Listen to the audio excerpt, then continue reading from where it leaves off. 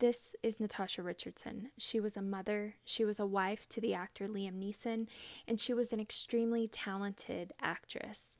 And I say was because unfortunately on March 16th, 2009, Natasha would have an accident. On this day, Natasha was visiting Canada, and she decided she wanted to take a beginner ski lesson. So she and her instructor went up to the slopes and began the lesson. And at some point during this lesson, Natasha fell and hit her head on the ground, which unfortunately was covered in hard packed snow. And even more unfortunate for Natasha, she was not wearing a helmet. So her instructor immediately insisted that they call EMS. This was a little bit before 1 p.m. on March 16th. So they go to the little station where they have EMS, and Natasha insists that she's fine. EMS checks her out. Natasha signs a refusal, and she goes back to her hotel room. Once she got back to the hotel room, she gave her husband a call, and he just happened to be filming a movie elsewhere. She let him know the whole situation, what had transpired, but assured him that she was okay and everything was fine. But unfortunately for Natasha, she was not okay and everything was not fine. EMS ended up being called around 3 p.m., which was about 2 hours later, because at that time Natasha was experiencing a severe headache and there were moments where she looked confused. So EMS arrived and transported her to a nearby hospital. There isn't a ton of information about what happened once Natasha arrived to the hospital, except for the fact that hospital staff eventually realized that they did not have the capability to care for her at that specific hospital. And that tells me probably a CT scan was done. They realized her injury, and she was sent by ground to another hospital about 55 miles away. By the time Natasha Richardson made it to the trauma center, there wasn't much that they could do to help her. The injury had progressed and too much time had elapsed. So it was time to wait for her husband to arrive. And once he arrived, the doctors gave him the unfortunate news that she was clinically brain dead.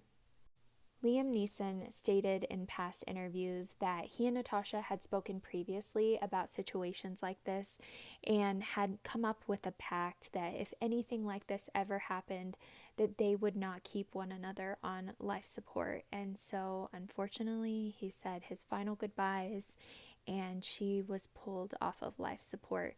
She was an organ donor and she managed to keep 3 people alive with her organs.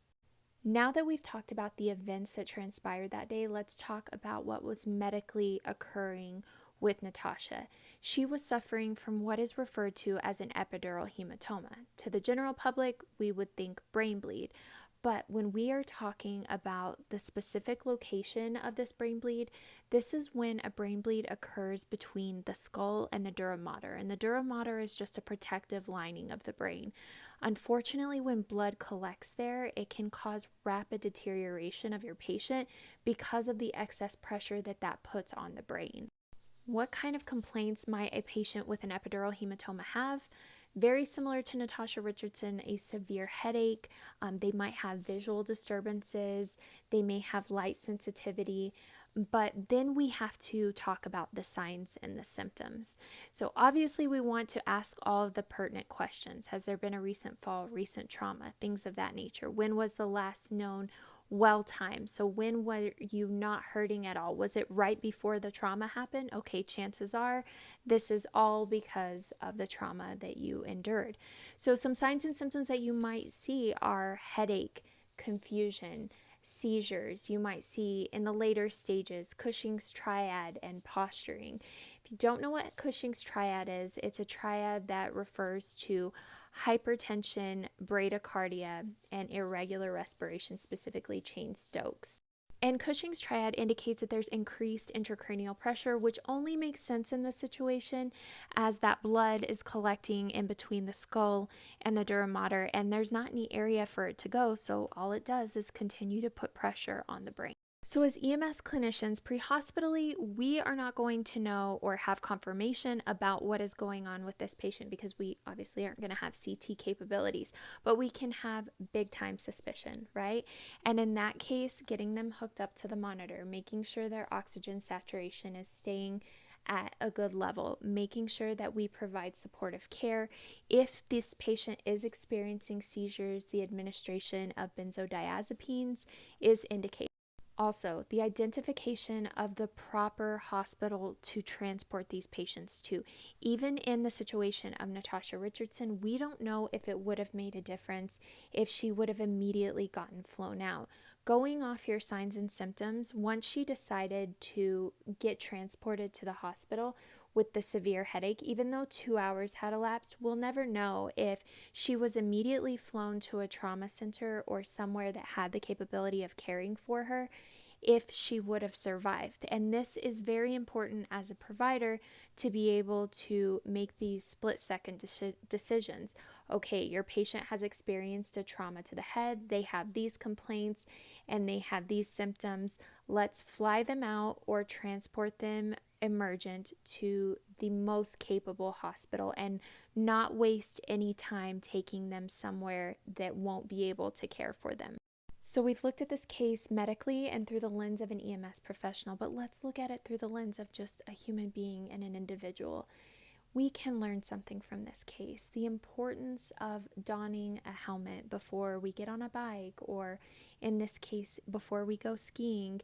And it may not always be comfortable or stylish, and I'm not saying that that was the situation as to why she didn't have a helmet on that day. I'm not saying that at all. I'm just saying sometimes we don't want to wear the bulky protective equipment. And will we know if that would have saved a life that day? No, we'll never know that. But helmets can save lives, and they can significantly lessen injuries. So we can take that away from the unfortunate passing of Natasha Richardson. And also early detection. If you feel like you have a very severe headache after a fall, or even if you just take a fall and you hit your head really hard, always better to be safe than sorry and go to the hospital and get checked out. While we wrap up this video, let's take a look at some of the pictures of Natasha Richardson. She was a mother, she was a wife, and she was an amazing actress.